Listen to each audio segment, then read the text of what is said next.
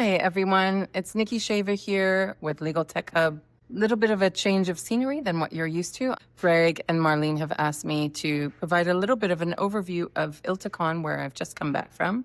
A few takeaways for you. One, there is a bit of panic in the market around AI vendors as we see them jostle for position, new vendors come out, so much funding. Bit of insight from one of the bankers is this bubble is not going to burst anytime soon. We are seeing more money than ever in the market, and it's justifiable. The TAM, the total addressable market of legal, is bigger than what a lot of outside funders anticipated. So we should expect to see continuing funding rounds in the legal industry for the next few years at least. Another trend we saw at ILTA was discussion of AI teams. A lot of firms grappling with how to handle AI and actually upskilling internally, but also hiring people specifically, sometimes sitting within IT, sometimes within innovation, and sometimes creating an entirely new department spanning the entire firm, sitting independently. The third thing that we really saw this year is a real interest in integration, potentially the rise of new platforms in the market, where previously you really thought of your core platform as Outlook and maybe a DMS system where you have the predominant documents, your work product sitting in the firm. Now maybe we're thinking about something else as being the core system where you still have your data repositories, but they're pushing into the system where lawyers will do their work. So there's a little bit of a notion that things might switch up quite dramatically. And the word on the street from people at ILTA is that they expect things to shift quite dramatically, both at law firms where there's the potential for pricing changes, a lot of momentum towards looking at the value of legal work, not by the billable hour, although the billable hour will still be essential for calculating alternative fee arrangements, but more about how do you really look at individual workflows and what makes sense from a pricing perspective for those workflows based on how much the efficiency gains may be in legal. We've also seen a shift from AI being regarded as a pure productivity gain and efficiency tool to something that can provide a far higher ROI. So actually greater value from your lawyers, from the client perspective, higher quality output, access to better data, and so on. And then on the vendor side, again, we really think there is a potential shift in the market coming where the players we've really seen as mature and enduring may not necessarily be the core vendors in the industry anymore, and a shift towards some of the newer players who have entered only recently that may be those enduring platforms to come. So a very interesting ILTACon, and we'll be writing about that on legaltechnologyhub.com to find out more. Over to you, Greg and Marlene.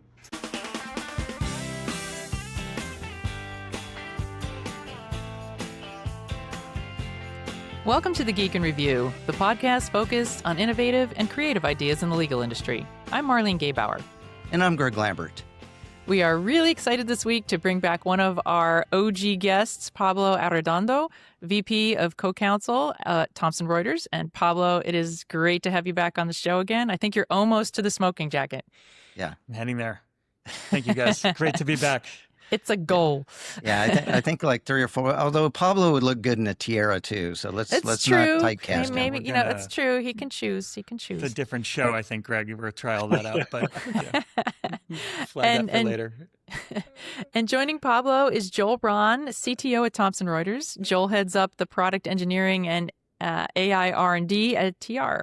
Joel, thank you for joining us as well. Thank you for having me. Look forward to it. All right. So Pablo, you reached out to us last week and suggested that we jump on a call to talk about the OpenAI's rollout of ChatGPT 5. So let's just jump right into the middle of it and tell us what are your thoughts on the latest model from OpenAI and what kind of impacts it's going to have on legal.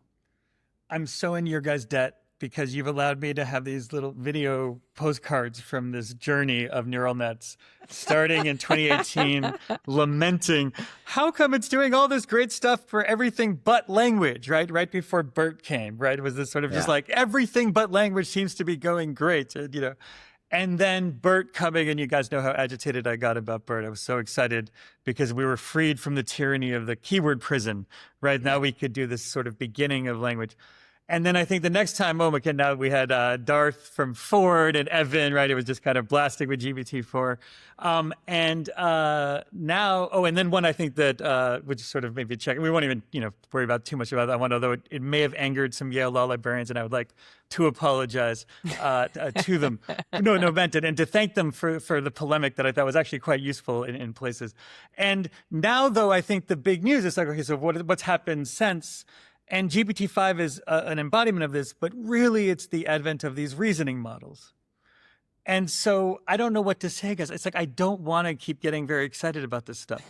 But the last one, they leveraged like everything ever written and pulled somehow out the statistical power of that and used it to do things like pass the bar exam or do doc review, right? And then someone saw that and was like, well, that's what a stupid model that is. Let's have it pursue correct math. Like, let's have it want to, and this is reinforcement learning. They used to call it like hedonistic learning. Like the thing desires to be right at the math problem, and then give it this countless ability to do trial and error and further tweaking. And so in that, it almost frees itself from the tyranny of the human word, right? If you follow, like I'm taking this from its perspective, it's no longer just bound to how we've written about things. It's just trying to do whatever gets it to the right place for the coding problem or the math problem. And that jump, 01 was, I think, the first release of it. Now 03, now present in all of the state-of-the-art models. That's the thing to write home about. I hope I bothered you then, Greg, and so we got to talk about it then. If not, well, sorry for the delay, you guys. Things have, it's been so busy. So okay, so where do we find ourselves in? So yeah, well, 10 years ago, I was like, guys, we're going to drag the brief in and watch it use the citation graph to go find a case. What we're seeing with the reasoning models, and they can see this previewed at a suite in ILTA, I think, if they'll show, is let's put the entire litigation record in its most fulsome state, the depositions, the expert reports, all of the requests for admissions responses, everything that encodes fact. And then armed with nothing but the complaint, ask the system to now go and map element by element with granularity, how do I win a summary judgment motion? That's the leap enabled by reasoning models that I don't think you have from non-reasoning models. And so unfortunately, I have to stay very excited and very optimistic. And again, you pointed out that optimism is born perhaps of my background being everything works out for me or something like that. And in terms of like, there's reasons why maybe I'm so happy about everything. But I hope objectively to convince you guys that putting all that aside, our system is well suited to benefit from this ability of these models to backtrack and reflect, right? And kind of do it. It gives us, in some ways, I think the final piece we need to build now like what will seem like celestial legal products. Okay. Well, we'll bring you back on in 18 months, and you can talk about how overly optimistic you were on this one. I'm sorry. I wanted to stop. I wanted to stop, but you can't. Yeah. I mean, okay. All right. It's definitely not stopping. Well, Pablo, you hit on something that I wanted to kind of dig a little deeper on. And that was, you take the complaint, and then you do a list of issues and causes of action and so forth. Do you think this will make for better lawyering, or how do you think the lawyer is going to make themselves better by using this type of technology rather than just being lazy? And how will they how will they change? So there are some aspects of law that are uniquely and deeply human that go back to long-standing traditions, even of our ancestors, like as customs recorded by Caesar when he went to the end of it. There are some aspects of law that should remain fiercely human. And then there's discovery for relevant documents, Greg. there's given this complaint, what are some good search queries to run? Yeah. And this system, leveraging everything ever written, and there were copyrighted things thrown in there. I mean, there were some you could be mad about, but whatever it was, it got everything ever written. And then came the trillion eons of meditation on the Pythagorean theorem until it organically learned self. Somewhere along the way, this thing is the most formidable turning of a complaint into a bunch of legal research query, right? And what I want to, I envision a system where it's an and, always an and. I don't want anyone forfeiting anything right now. Right. But before we get into all of that, and I've spent years litigating, and I will if I take one issue with our good friends at Yale's polemic at the legal tech community, the idea that we don't sort of know about the indeterminacy of law, like any time you've done a motion to compel, you learn. Like you can't spend a second actually litigating without that being beaten into you very soon. But that entire process, I think right now is so slow, inefficient, prone to misconduct. Like everything bad that can happen seems to happen in that from the standpoint. And so what I would say is from the judge's standpoint, after all, what are these scales of justice meant but to receive the collective, here's what I found that's relevant and weaved it into my story, right? I think we can transform that, but I think it needs to happen at the level of like the federal rules of civil procedure. I'm not doing trainings on this one, Greg. I'm sorry. I'm sorry. We tried it. We tried the nice way, and it's great. There's also, I think, a lot of incentives for very good attorneys who'd prefer to have the imbalance in quality and let their ability prevent, right? Like there's all these other reasons why maybe, right? So anyway, yeah, Joel, please.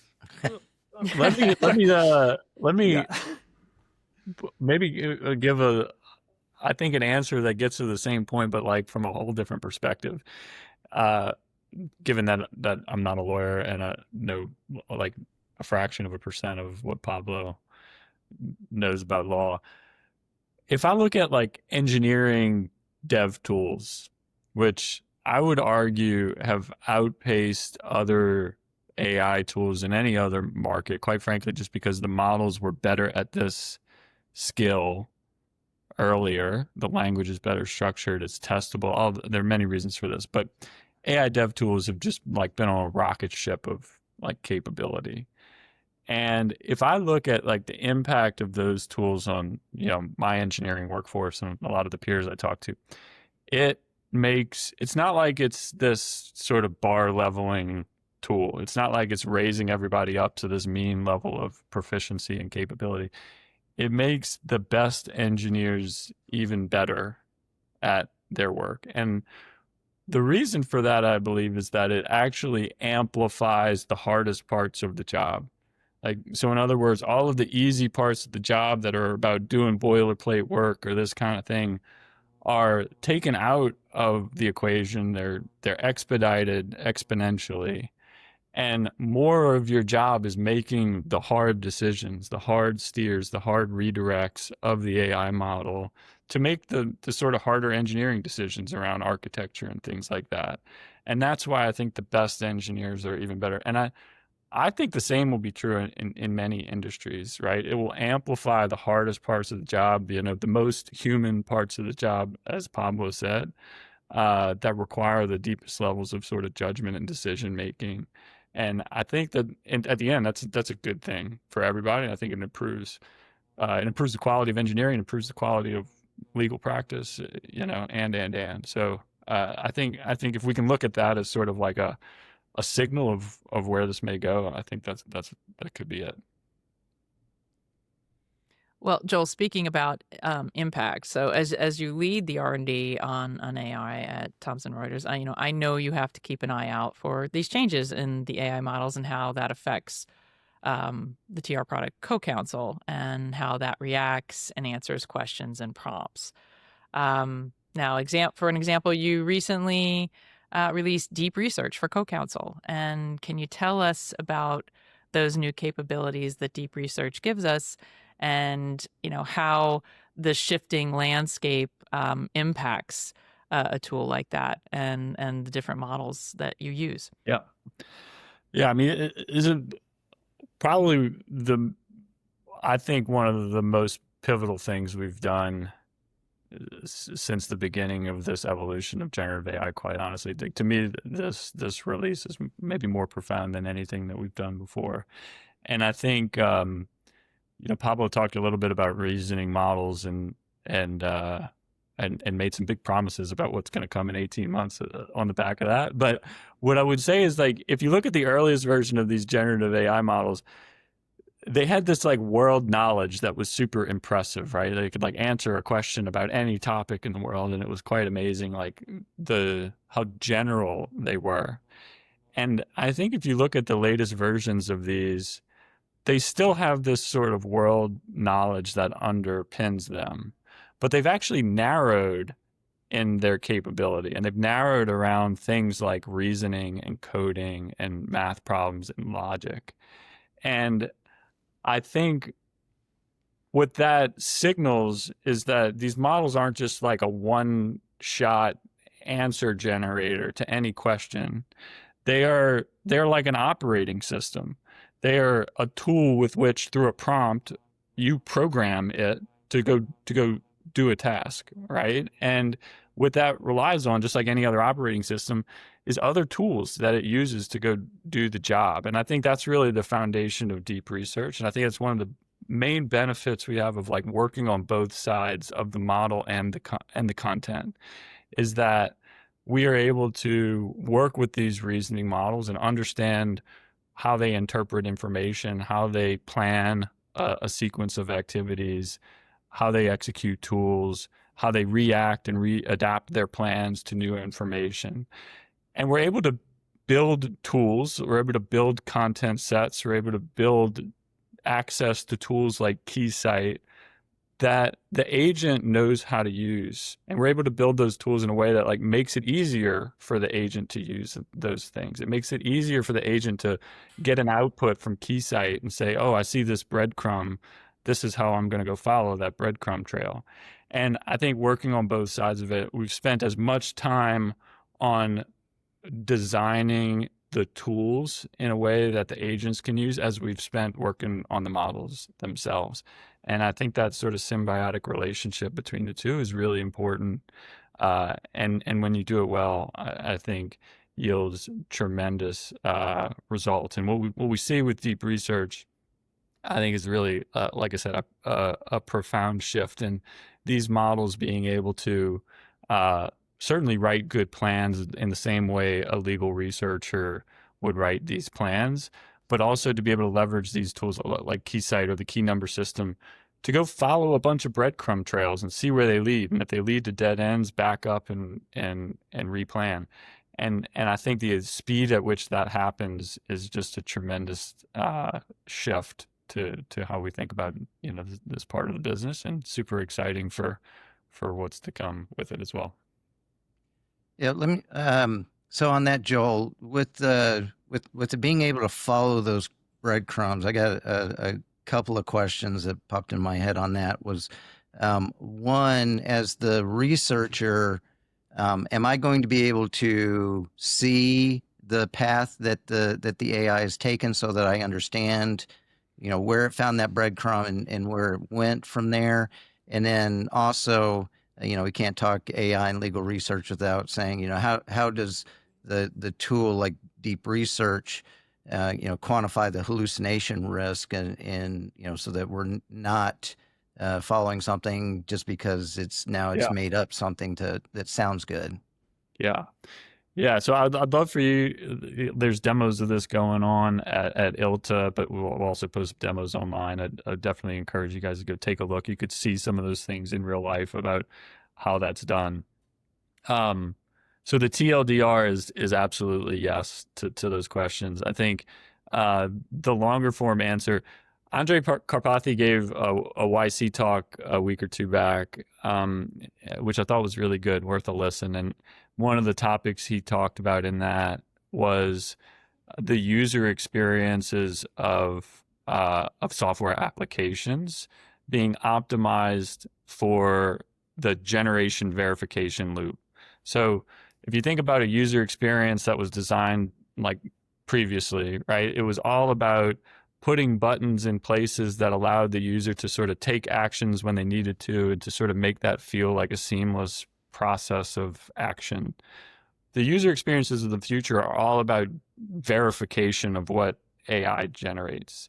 And so I think the better and more seamless you make that experience, and the more often and the quicker you can allow humans to say, yeah, I agree with that path, or no, I don't, go re-steer this way, I think the better experience it is overall, the more trust the user at the end of the day has about the answer they're getting. And if you look at, the demos that you can pull up online, you'll see that in real time, you're able to see the trajectories that the agent is following, what cases it's looking at, why it's looking at those cases, what it's doing next, and why. And also at the end of the analysis, you're able to effectively read through the thought process of the model. Like, here's what it did and why it did along the way, if you want. And then within the final report itself, to your point on hallucinations, we include really clear visual signals for users around what might be a hallucination or not. So for instance, if we reference a case, we're going to go try to resolve that case against a real case that exists in the Westlaw database. And if we do, there's going to be a bright blue hyperlink to that case in Westlaw. If we don't, there's no deep link back to a case that doesn't exist, right? And so these are clear visual signals that we try to build into the product. We put KeyCite flags in those answers in the same way you might see them in Westlaw.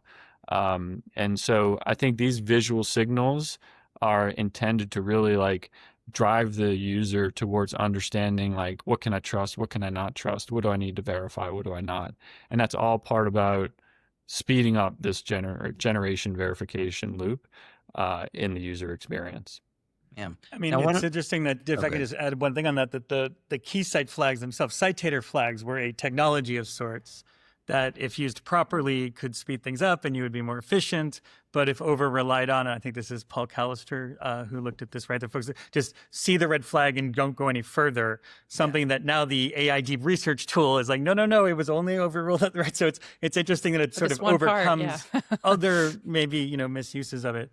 But make no mistake, the word hallucination, and this is also from the great Andreas Karpathy, in some ways is the wrong word, because it implies that one thing's happening and then it kind of loses its senses. It goes and does something different. Right. If I can borrow from the great Chris Rock, that tiger didn't go crazy. That tiger went tiger, right? These systems are still just guessing the next word. That's the system, right? Without any world model or system around it. That said, they're doing it with increasing accuracy. And with strict oversight, there's no question we can use it. One of the best, Andrew Ng, the professor at Stanford, one of the great AI minds, I said, AI is the new electricity. And I was thinking about that reading. There's a book called The Last Days of Night about a young Paul Cravath who had just hung his shingle and was going to meet Thomas Edison to talk about the light bulb litigation. And the first sentence is as he walked to meet Thomas Edison, somebody was lit on fire in the sky above him because they were trying to get the street lamps to work, right? And then, people, and so I think there are some lawyers that would have preferred some form of electric shock to what the judges put them through when they, relied on this. And I think it's unfortunate that we have that kind of misuse happening, but we really can't let it deter us, I think, from thinking about how do we use it correctly. Yeah. And I think that's, important. Well, Joel, let me ask you this, because this is a question that a lot of my librarian friends have been asking, as we see almost weekly, sometimes daily, where someone, whether it's a pro se litigant or even someone at a big law firm, that goes out and uses a chat GPT for legal research, doesn't check all the citations, doesn't read the cases, and uses it. And then we even saw a judge last week that had to redact or retract a decision because they didn't catch the hallucination. So the question that a lot of us are asking is, why doesn't a tool like KeyCite instantly pick up when a case is hallucinated, either it's a citation that doesn't exist, or it's a citation that's citing to the wrong case, or it's a real case but it's making up the language that it's speaking in the case. I mean, as the engineer, what's kind of the difficulties of being able to quickly identify when someone in a brief filed with a court is Joel, not, they want that sooner than 18 months is what he's telling you right now. He doesn't want any delay on that one, all right? I want it yesterday. I think one of the interesting things about deep research is that, I talked about tools and for deep research, like the ability to go execute Westlaw searches or the ability to go retrieve cases, all these things are obviously tools. The ability to use KeyCite is a tool for deep research. But we've also built things like exactly what you just said, which is like verification tools. Like when we cite a case, we want to go verify is what this answer says, what this case says. So those are tools that the agent has available to it, the deep research agent has available to it to mitigate the risk of hallucinations. I will never say to you, though, that it will eliminate the risk of hallucinations. Like, I think that's an impossibility in the way that these models work. The fact of the matter is that they are stochastic and that they can make mistakes on these kind of things, even though we've built a tool to do that. We have no guarantee in 100% of the cases that tool will get called in the right way at the right time. And so I think that's the fragility in it. We spend a tremendous amount of time with our in-house legal experts and editors putting this system through validation and optimizing for those kinds of errors and mitigating it as much as we can through how we change the architecture, how we change the prompts, how we change the configuration of the tools.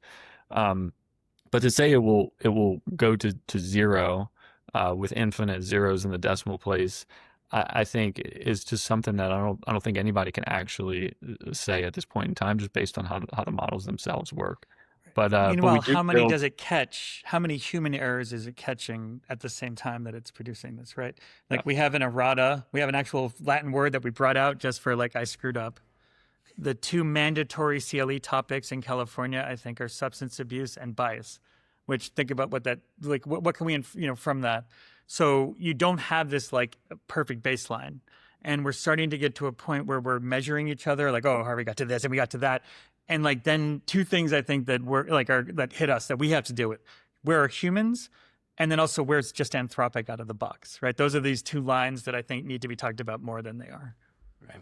I agree with that, Pablo. I mean, I think the human baseline is not a perfect answer either, as you say. And so I think the use of AI doesn't obviate any of the things that a lawyer would have had to do responsibly previously. The same, I think, bar exists for how people should look at using AI tools as they did in their previous work, Exactly.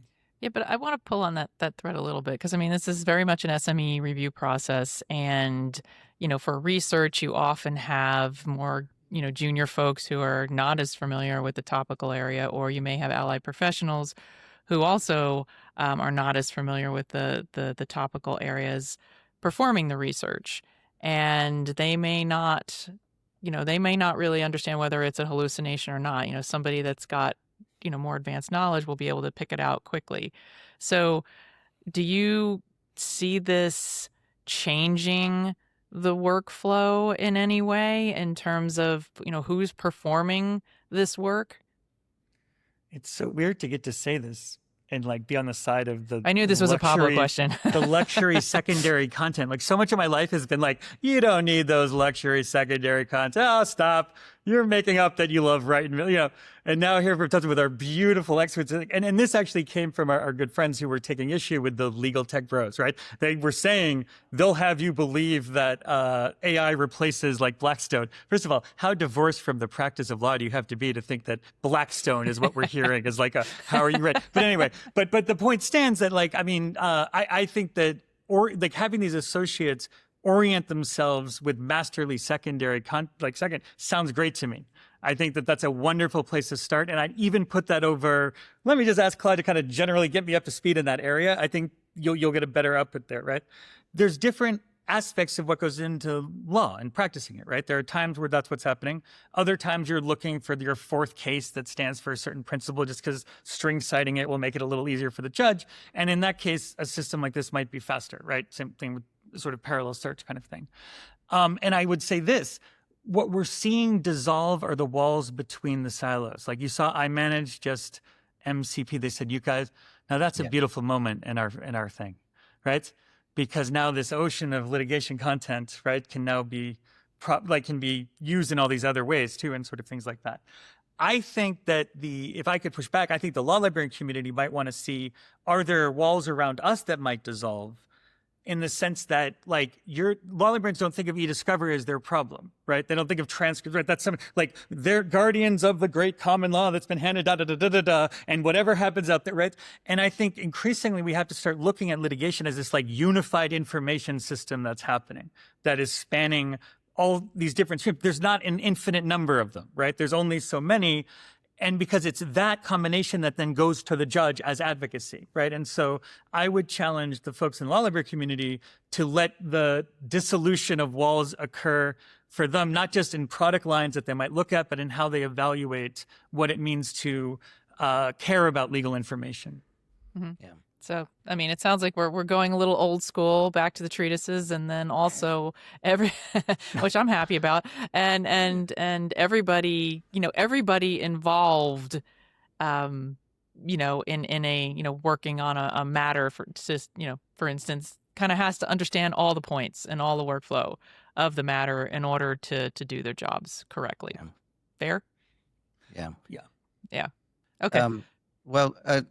Before we jump on, I wanted to. There's a question that we've asked the last couple of guests, because Pablo, you talked about, we've heard data's the new oil, or this is the new electricity, sort of thing. So we talked with Ken Crutchfield, we talked with Tom Martin, and if that's true, and the TRs of the world, the Lexuses of the world, the Wolters Kluwers of the world that have this very specific but very detailed pocket of knowledge that's very well curated.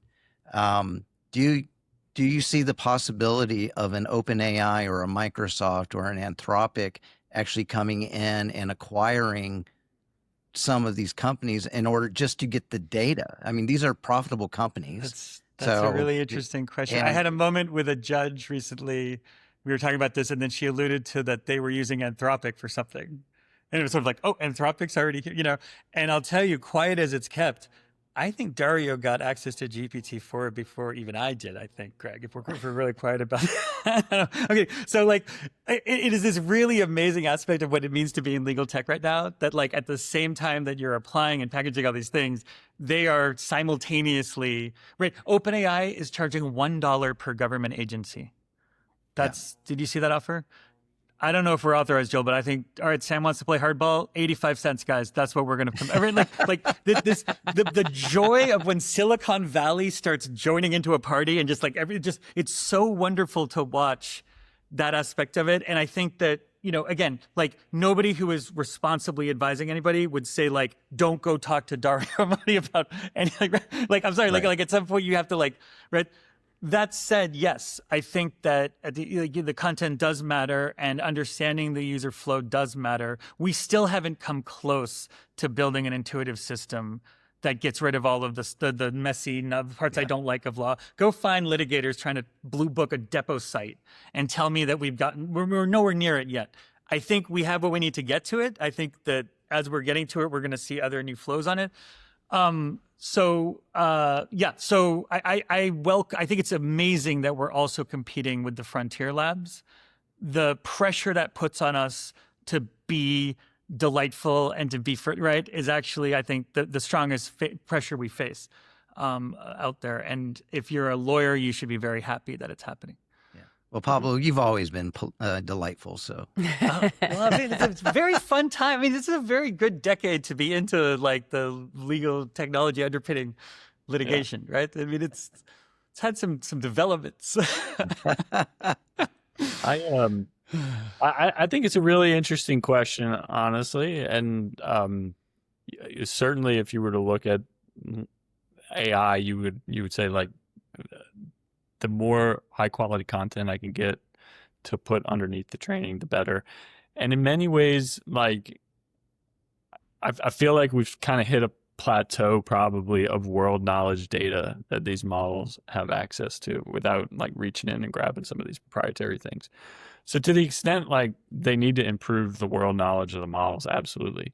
What I would say though is kind of what I alluded to before. Like if you look at what has happened to the models over the last year, let's say, they have plateaued in terms of world knowledge. Where they have not plateaued is in terms of reasoning and logic and code.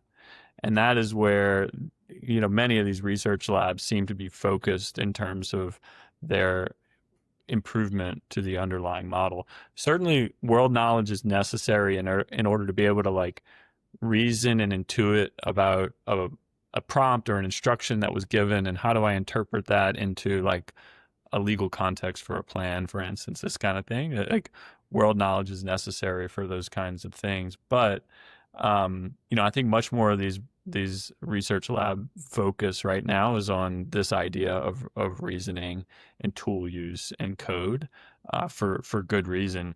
And I think what that means is like for domain specific providers like ourselves, like we need to be conscious about, okay, how do we build the legal tools and the legal know-how and the legal instruction manuals for these agents to operate over with high precision and high trust. And then we also need to be focused on how do you build the user experiences, again, to optimize this generation verification loop so that users can build trust very quickly in what they're doing and what they're sort of sending off to the judge, right? And I don't think that, the world leading research labs are going to spend the time building user experiences that do that for lawyers, right? Like that's a unique experience. And so who's to say? Nobody's got a crystal ball. I think from a pure content set, it's certainly valuable, but I think there's a lot of things underneath the hood, particularly in these reasoning models, that really domain specific providers are best to deliver, I think, right now. I'm actually curious about, I was reading the news today about like Ilticon, and they were talking about, Microsoft's guardrail product. And, I'm familiar with, some other guardrail products out there that, provide safeguards for people who are, or firms that are using AI. So, what are some of the new safeguards or workflows out there that you're seeing? And how's that impacting you? What are some of the things lawyers and firms are demanding that be in place in terms of using tools like deep research? I mean, I'm not as close to that, Joel. I don't know if you've had like what are Yeah, the I can specific offer a policies? view. I think it's a really interesting double-edged sword, actually, Marlene, is in that when we talk to customers and understand what they're trying to do, they want legal specificity and legal precision in the work. But yet at times they're like, oh, I want you to help me prepare for this meeting, right? Which is not in scope for any sort of like legal specific action like research or something like this. So we could build a lot of guardrails into our application, but actually like the diversity of what people want to do with the application is quite wide, which I think kind of is in conflict with building a lot of tight guardrails on systems. And so I think it's really hard to like land on this is the guardrail and we're going to put it in, we're going to tighten the constraint, because then you kind of lose out on some of the benefit of the models and what they're capable of in the first place, right? So I think that's a challenging needle to thread, if you will. The one thing I would go back to is like, we talked about deep research, for instance. we were building tools to do verification. Like in a way, this is like a very domain specific guardrail for the model to like check itself. We're building and constructing tools to allow the model to really check its work multiple times over before it gives an answer. I think that's a way we build guardrails. I also think about agency on a spectrum. Agency in all cases doesn't mean I just like open up the aperture of the model and let it run, to go do everything on its own. If you think about, again, back to dev tools, I'm an engineer, so this is like always my thing to go back to. But like, if you think about how I might do this in Cursor, like I don't just always vibe out an app and go write this app from scratch. Like sometimes I might say, I want you to help me with this line of code. I want you to help me with this function. I want you to help me with this file, this repo. And as a user, I can scope how much agency the model has in that way. Like I can either put it on a long leash or a short leash. And I think we have done the same thing in CoCounsel. Like deep research is admittedly like a very long leash problem. This is about like discovery, and like I want to open the aperture of like what this problem might present, and I want to see all the angles of it. Something like a practical law guided workflow, which we just released at ILTA as well, is not as long of a leash. Like it's intentionally, I'm executing, an employment policy. Like I have a known starting point from practical law about how I should do that and what steps I should follow and what information I need. And I want the agent to follow that rubric, right? And so that would be an example of putting agency on a shorter leash so that we get more control over the process.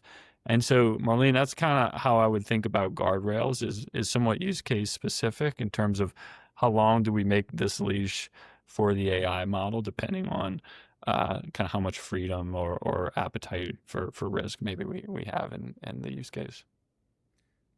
3 years ago at ILTA, I don't know if you guys remember, I had the painting of the angels raising the trumpets and I was telling everyone to rejoice because again, I was really deterred. And next to me, the Damien Reel pointed out, what about also symbolic AI, right? Sometimes that's what you need. And I think the very lightest of symbolic AI has a place in, include related federal. That's not something necessarily the model's going to do on its own. Sometimes you tell it, right? Like there might be these little moments where it can make a big difference to have somebody who knows what they're doing kind of like navigating it. I'd like to think that. God help us. There's a few of those because that's the kind of thing we'll be using Joel to pay for our suppers here. But yeah, no. So I think that but joking aside, like I do think that what do we call context prompting now or engineering, right? Like we do need to sort of put this thing together and give it some of the basic structure of what litigation is. And then let it kind of run to the races.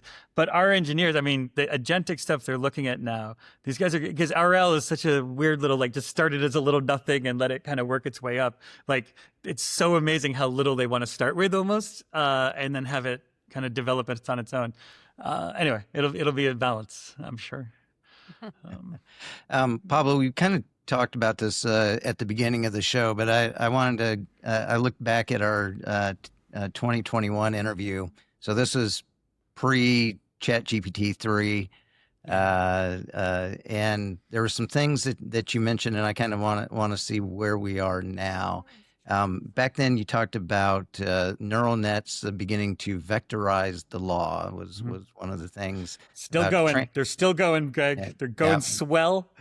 and again, transferring away from the keywords to finally the natural language that we were promised in like 2002.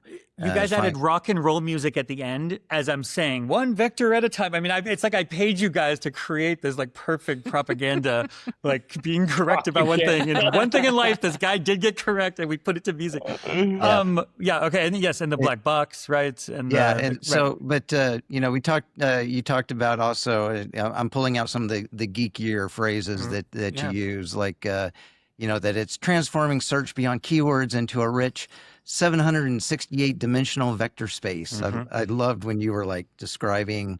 I wish I could say it was my idea, but yes, but I think that, I mean, and this is where I could see folks being like, dude, this kid is so drunk on Kool-Aid. Sorry, kid, I'm like in high school, but like this guy's so drunk on Kool-Aid that he's like just saying, let's just celebrate the fabric that is a 768 dimensional vector, like just how insane it is that we've created this, and then we're dyeing it with everything ever written and then spinning it off of math.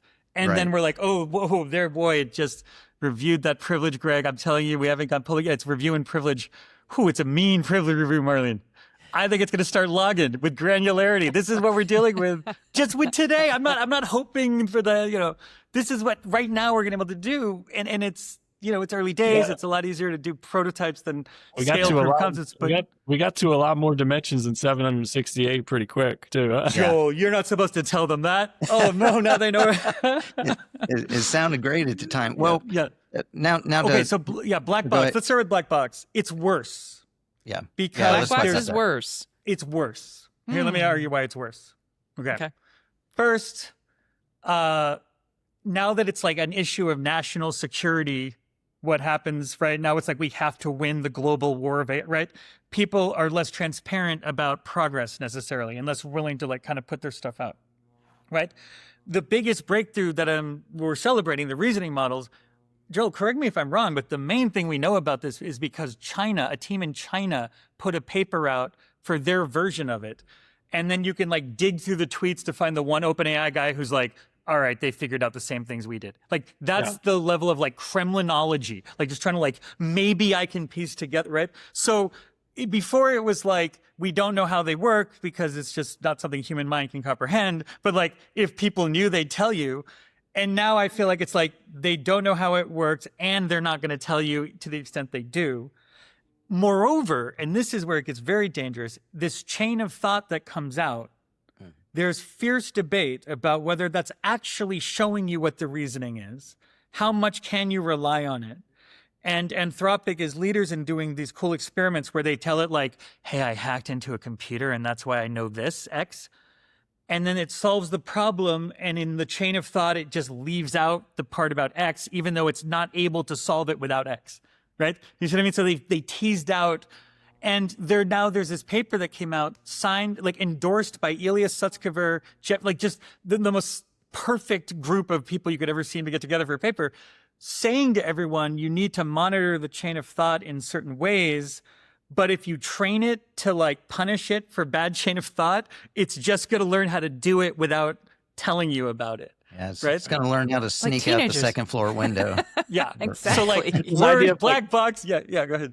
There's this idea of goal hacking as well, which is kind of similar to what Pablo's referred to, which is like, again, like on a coding test, for instance, if you tell it like write this code to pass this test, here's this repo, like it'll go like, potentially write some code, and if it can't figure out how to pass the test, sometimes it'll be like, oh, well, maybe I should just rewrite the test.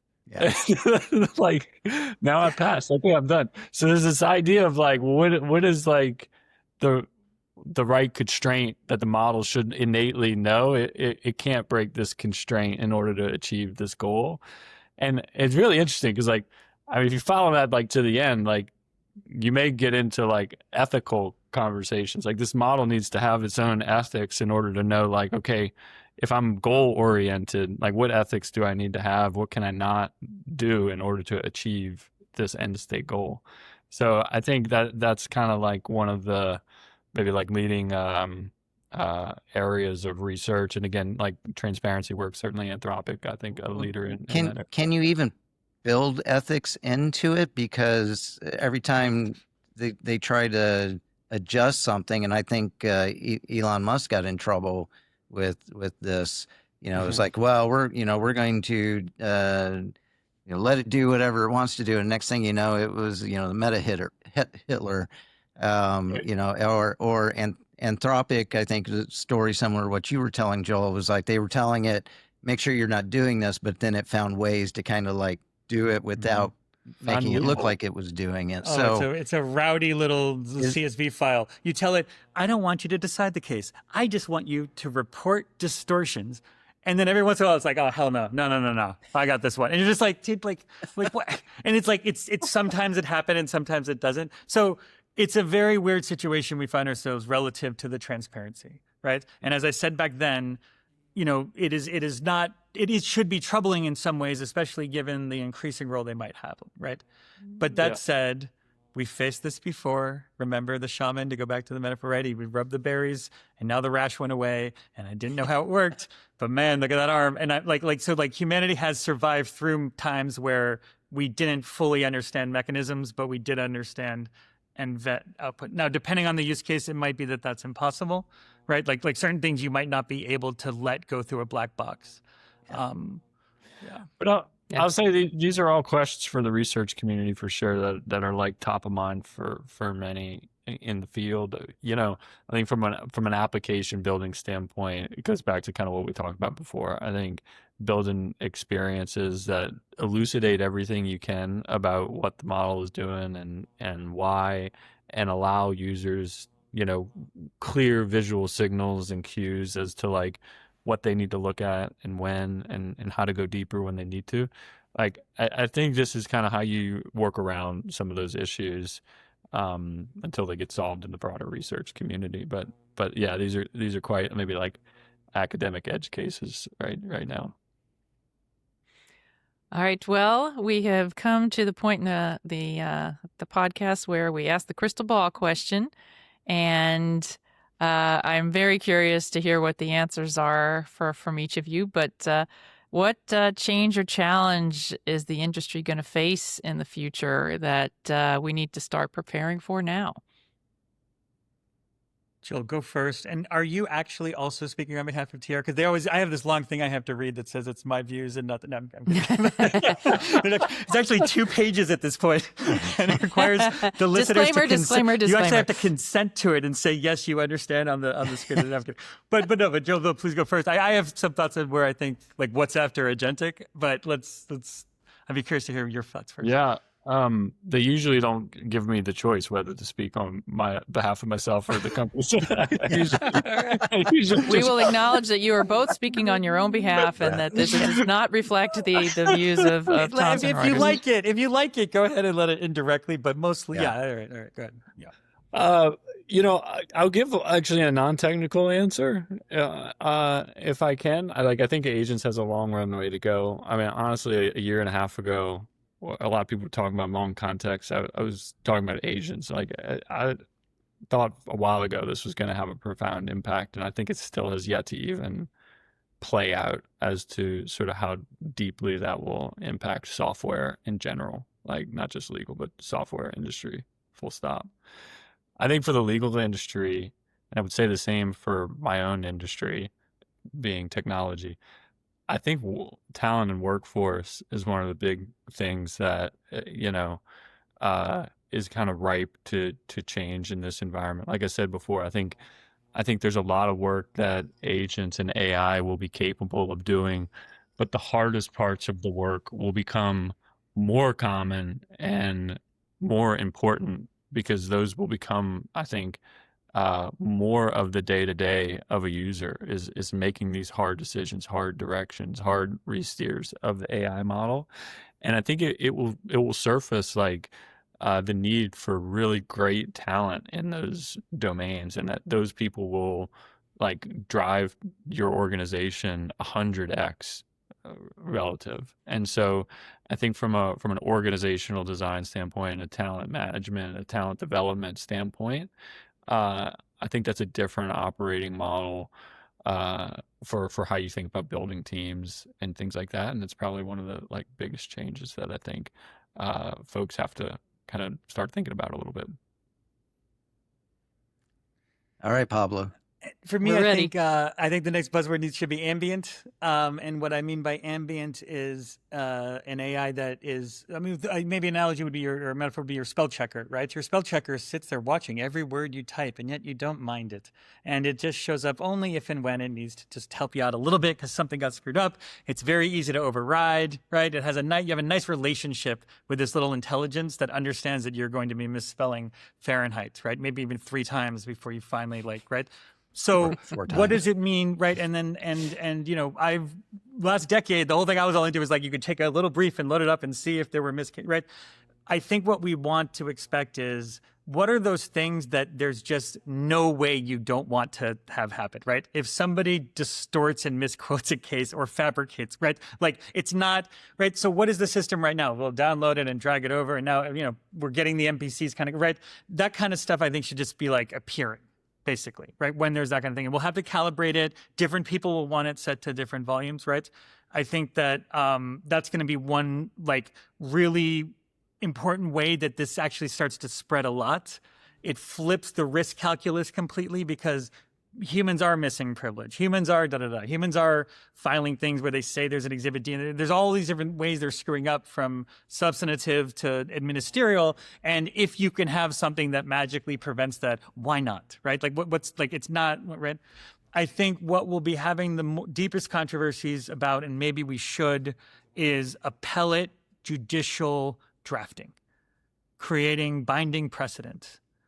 And I have this romanticized view of writing. I think wrestling with the blank page is like Jacob wrestling with the angel. I've got all these weird things that have like no tie to ROI or anything, like just, right? That I think it, like, I really worry about a world where the first draft is actually just completed by the AI, and then the judge is sort of chiseling that into what they want, or or something. I think we need to be very careful with it. I used to feel that way about trial court judges until I talked to them, and now I'm like, get those people the help. like, oh my God, right? And I've sort of made my peace with that. I mean, it's not as binding. It's not precedential, so maybe there's a different calculus. But I think that's where we're going to need to be really careful, is how we fold this into the judiciary. I know great folks like Shlomo Clapper are looking at it, Russ Guberman. There have been folks who have been contributing to the informatics of the judiciary. I think Thomson Reuters can and should continue to play a role and to help enhance there. So yeah, those would be my two things: ambient, and then we're going to be all talking, and there's going to be conferences about what does it mean. And I would invite the law librarians there, especially, who I think have a unique perspective in terms of intangible things that can be lost. This diatribe sort of polemic thing talked about, like, they're going to turn the common law into a data set, right? As though that's, and I think that in a way, I think they touch on something there, right? But a molecular biologist turns humans into a molecular pathway for a purpose, right? Like, I don't think you stop molecular biology, because if you only have that perspective, it would, right? In the same way, I think that, like, we are going to need to think about the human aspects of law while we take the data set side and just optimize it in ways that I do think we're going to get to the good stuff. I've been very excited for a while. 3 years ago, we had Cravath talking about using language models in e-discovery, and Fisher Phillips, Samantha Seaton was talking about real-time impeachment, right? They were just typed, right? Are we 3 years past that yet? No, I don't think we are. I feel like we're still, but you see bit by bit, like, walls are coming down, people are sharing data, companies are reorienting themselves as more tech-focused. All the things that you need to start happening are happening. I think this is going to be a fantastic next 5 years for us, for those trying to make. Let me test out one other question that Marlene and I, it's Marlene's idea that we want to test. Joel, let me start with you. What is a place, or where's a place that you go to kind of keep up on what's happening in the industry for you? Is there a good place that kind of helps you keep up with things? Yeah, it's a good question. I mean, it's hard to look past X these days. I'm not even that active on X. Like but I see a lot of interesting stuff get posted on there, and it's good breadcrumbs. I think good like technical reading though that I like. I see a lot of good, like, just technical blogs get put up on Medium, like, from a lot of different companies. I've seen good stuff on Medium too. Yeah. So I like that a lot. I'm certainly active on LinkedIn too, and I think that can be a good pathway for some things. But I think I see a lot of good stuff come through Medium blogs, and there's a lot of good authors on Medium who write pretty regularly about these topics, and I think it can be quite good. I would also say that like I know many people aren't probably reading academic papers, but like I try to read at least a Pablo paper. does. I try to read I a was gonna paper a say, week. yep. I think it keeps you up to date on like what's happening in the research community, and it's like one of the best signals of like kind of how people are thinking and where things might be going. So I certainly try to stay up to date on that kind of stuff when I can too. Pablo, what about you? What's a place I you go? think Francois Chollet, Chollet, used to be at Google and now is doing his own effort. I think it's a very balanced kind of measure, right? Not hypey about it. Like some said he was a detractor, but I actually think if you read him closely, he's not. He's just describing it well. He's certainly good. Jason Wei at OpenAI recently wrote a great piece about mapping out reinforcement learning. Unfortunately, Joel's right. X is a source, and so it's this horrible thing of the mix of like the dumbest thing you've ever like, and then all of a sudden like somebody being like da da da da, you're like, that's a genius thing you just read. But I'd be the first to say that like the folks behind these models, the actual scientists building it, it's very important to talk to them, and to listen to them, and a lot of them do put out stuff. Jeff Hinton. Oh, have you guys hung out with Richard Sutton at all virtually? The Turing Prize winner for reinforcement learning. No. He is so good at sort of this combination of the majesty of everything that's happening, that there is intelligence in this, right? With the like, take a look around, guys. Do not take yourself seriously. Like that is not what the universe is kind of telling us from data. That like humans are not forever. You've never had control of anything. You just just stop. And he's clearly a guy who's enjoying things. And I would recommend Richard Sutton, not just his stuff on reinforcement learning, but occasionally he'll wax poetic. He's quite good and obviously a very brilliant guy. All right. Well, cool. Pablo Arredondo and Joel Hron, thank you both for taking the time to talk with us on the Geek in Review. See you at GPT-6, or if there's some other big conceptual breakthrough, let's do it there and before it goes out on 6. Sounds good. And we'll make fun of all the stuff you said today. The last time. I would hope so. All right. Cheers. And of course, thanks to all of you, our listeners, for taking the time to listen to the Geek in Review podcast. If you enjoyed the show, share it with a colleague. We'd love to hear from you, so reach out to us on LinkedIn and Blue Sky. Sounds like we may need to get back on X. We may need to get back on X. Pablo and Joel, for listeners who want to learn more about what you guys are doing at TR and with CoCounsel and other projects, Joel, where's a good place to reach out? Yeah, most of the stuff that we're doing, I try to keep reasonably active on LinkedIn and post updates there. You can also check out a lot of stuff on our website. But most of the major stuff that we do, I try to keep active on LinkedIn and include links to get to the good stuff. So, all right, Pablo? Emily Colbert, Matthew Hargity are the ones with their fingers on the pulse of what's actually happening at CoCounsel. So I would definitely see if you could find them around at ILTA. I think it's just something things are moving fast. So, keep at it. All right. And as always, the music you hear is from Jerry David DeSica. Thank you very much, Jerry. All right. Thanks. Thanks, everybody. Bye.